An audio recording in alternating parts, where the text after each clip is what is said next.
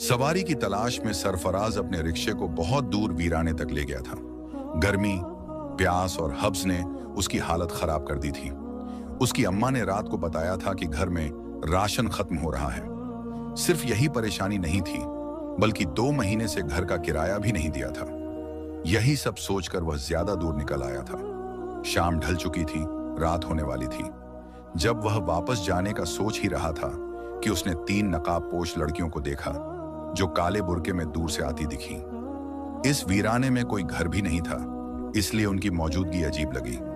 लेकिन उसने सोचा कि शायद वे रास्ता भटक गई हों या सवारी की तलाश में हों। लड़कियों ने आकर कहा, भाई, क्या आप हमें शाह हवेली तक छोड़ सकते हैं? सरफराज ने फौरन हामी भर दी। वह खुश था कि वीराने में एक सवारी मिल गई। हवेली यहां से 2 किलोमीटर की दूरी पर थी। पेट्रोल बस इतना था कि वह वहां तक जा सकता था, लेकिन वापसी मुश्किल होती।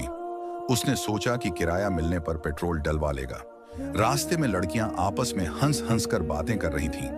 वे एक जैसी उम्र और कद की लग रही थीं। फिर उनमें से एक लड़की बोली, भाई, हमारे पास किराया नहीं है, हम आपसे कहना भूल गए थे। यह सुनकर सरफराज मायूस हुआ, लेकिन उसने जाहिर नहीं किया। उसने कहा, कोई बात नहीं, आप तीनों वीराने में थीं, आपके साथ कुछ भी हो सकता था। मैं आपको वहां छोड़ देता हूं। शाह हवेली पहुंचने पर लड़कियां बिना कुछ कहे रिक्शे से उतर गईं और हवेली में दाखिल हो गईं। हवेली के आसपास भी कोई आबादी नहीं थी। सरफराज रिक्शा घुमा ही रहा था कि उसकी नजर पिछली सीट पर रखी एक काली थैली पर पड़ी। यह थैली लड़कियों में से एक के पास थी। सरफराज ने रिक्शा रोका और थैली उठाकर हवेली की ओर चल पड़ा। हवेली में जाने का उसका मन नहीं था, लेकिन अमानत लौटाना जरूरी था। जैसे ही उसने दरवाजे पर हाथ रखा, वह खुद ब खुद खुलता चला गया। अंदर का नजारा खौफनाक था। हवेली में कोई रोशनी नहीं थी, न ही किसी के होने का एहसास। वह घबराकर बाहर आया और जल्दी से घर पहुंचा। अम्मा ने दरवाजा खोला। सरफराज का परेशान चेहरा देख उन्होंने कुछ नहीं पूछा। जब उनकी नजर काली थैली पर पड़ी तो उन्होंने खोलकर देखना चाहा। सरफराज रोकना चाहता था, लेकिन इससे पहले अम्मा ने थैली खोल दी। जो कुछ थैली में था उसने सरफराज के होश उड़ा दिए। सरफराज एक गरीब परिवार का लड़का था। उसका बचपन मुश्किलों से भरा था। उसके अब्बा रिक्शा चलाते थे और घर का किराया देना सबसे बड़ी परेशानी थी। सरफराज बचपन से जिम्मेदार था। जब अब्बा बीमार रहने लगे तो उसने चुपके चुपके रिक्शा चलाना सीख लिया। एक रात सरफराज को अम्मा और अब्बा की सरगोशियों की आवाज सुनाई दी।